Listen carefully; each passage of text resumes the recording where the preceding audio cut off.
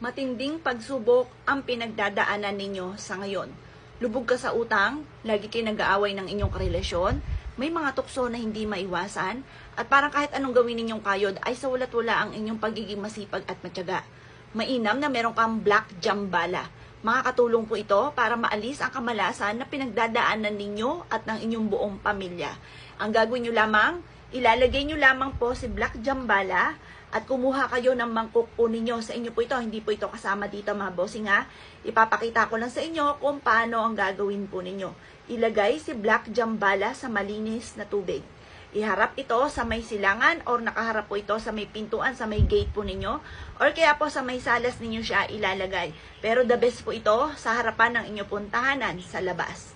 Ngayon po mga bossing, kumuha ka po ng tubig at ito ay paliguan si Black Jambala. I-wish nyo po dito ang lahat ng gusto nyo na maganap sa buhay ninyo.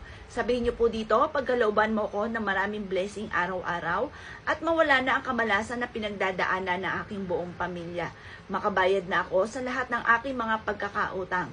Lahat na po ng gusto nyong i-wish nyo na kay Black Jambala mga bossing. Si Black Jambala ay isa sa mga goddess na nag-aalis ng kamalasan. Lahat ng kamalasan na pinagdadaanan ng pamilya ay pwede nyong i-wish po dito kay Black Jambala. Ito po yung nilagyan ko ng red ribbon. Ang pula, mga bossing ko yung nagtataboy ng malas at tumahatak po ito ng swerte. Ito po ay lagi nyong papaltan ang tubig. Kung pwede, good for 1 week, araw-araw.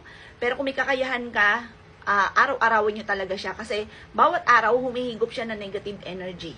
Ngayon mga bossing, kung halimbawa kayo po na may busy, basta pag nakita nyo na parang madumi na, itapon nyo na lamang po siya. Pero huwag nyong hahayaan na matutuyo ang tubig. Kasi once natutuyo ang tubig, hindi po kagandahan po yun.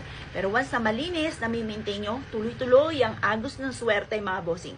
Ito po, nagkakahalaga lamang siya ng 180 pesos mga boss. Avail nyo na po ito mga bossing ko ha.